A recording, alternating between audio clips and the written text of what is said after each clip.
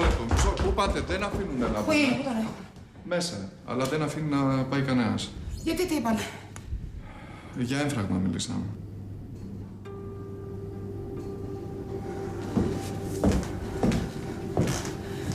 Ζει. Ναι, εντάξει, όταν το βρήκαμε είχε σφιγμό και μετά το πήρε το ασθενοφόρο και τον έφερε. Και το βρήκα. Εγώ και η Ριέτα. Τι το κάνατε?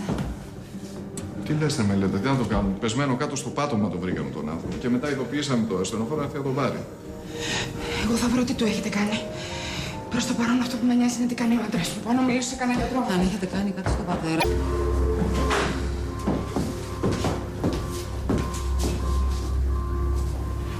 Τι έγινε?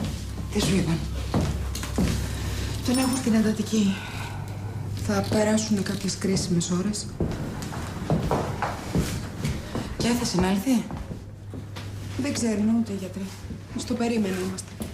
Αλλά πώς έγινε αυτό, ο μπαμπάς δεν είχε πρόβλημα ποτέ. Ωραία, ωραία. Να είμαστε λίγο ψύχρεμες τώρα, σε παρακαλώ. Αυτοί το έκαναν. Αυτό το έκαναν.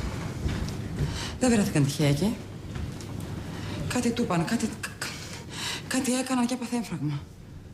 Κοριτσάκι μου, να ζήσει μόνο ο πατέρας σου. Αυτό μας ενδιαφέρει και αυτό που λες τώρα δεν είναι της παρούσης. Θα το βρούμε μετά, κάποια άλλη στιγμή. Δεν το πιστεύω αυτό, δεν μπορώ. Τι θα κάνουμε? Σώπα, ψυχή μου. Σώπα, ψυχούλα μου, σώπα. Ο πατέρας σου είναι δυνατός, θα τα καταφέρει, έτσι. Θα δεις.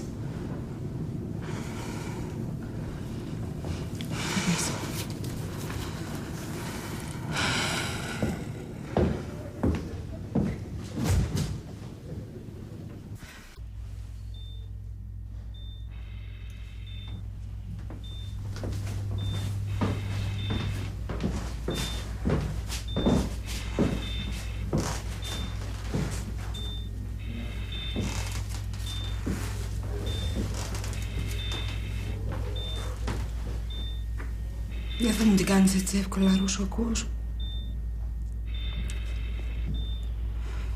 Σου έχω πολλά μαζεμένα και δεν στα έχω πει ακόμα.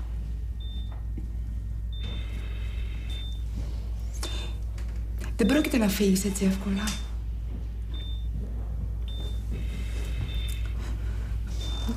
Δεν ξέρω ποιος έκανε. Ποιος έκανε όλο αυτό το πράγμα και σε έφερε σε αυτή την κατάσταση. Θα το μάθω όμως, ακούς? Θα το μάθω και θα το πληρώσουν πολύ ακριβά.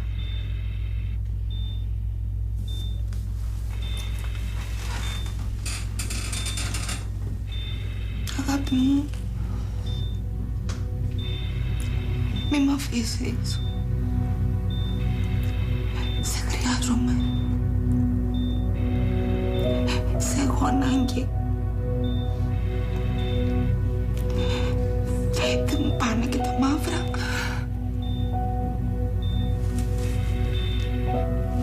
Θα γίνεις καλά, ακούς? Θα γίνεις καλά και θα γυρίσεις σε μένα.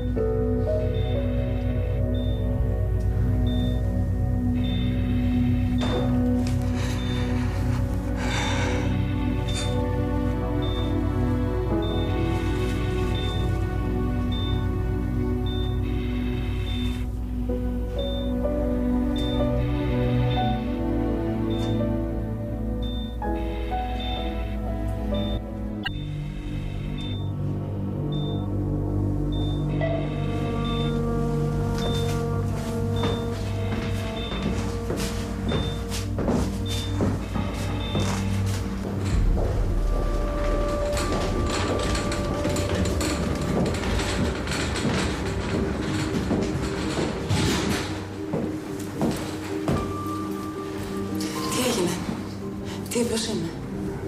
Δεν είναι πολύ καλά. Το έμφραγμα δεν είναι απλή υπόθεση. Το καλά πώς το έπαθε. Πώς δεν είχε ποτέ θέμα με την καρδιά του. Δεν ξέρω. Κάτι θα του είπαν αυτοί και θα τους ηχήσανε προφανώς. Εδώ πέρασε τόση στεναχώρια με τον Λουκά τώρα και ξαφνικά σοριάστηκε κάτω. Αυτοί οι δύο κάτι του έκαναν. Σίγουρα. Τους ξεμπρόσθεσε και ήθελε να τον τιμωρήσω. Κοριτσάκι μου, το θέμα είναι να γίνει καλά ο πατέρας σου. Όλα τα άλλα θα τα μάθουμε στην ώρα τους. Η Ρία δεν φταίει για όλα. Αυτή θέλει να ξεκάνει όλη την οικογένειά μας. Θα μου το πληρώσει πολύ ακριβά αυτό. Λοιπόν, δεν πας εσύ στο σπίτι να δεις τη μικρή? Θα μείνω εγώ εδώ. Όχι, θα μείνω κι εγώ μαζί σου. Μελέτα, δεν χρειάζεται. Δεν μπορούμε να κάνουμε τίποτα. Πήγαινε εσύ. Έλα, κοριτσάκι μου, έλα. Έλα. Πήγαινε.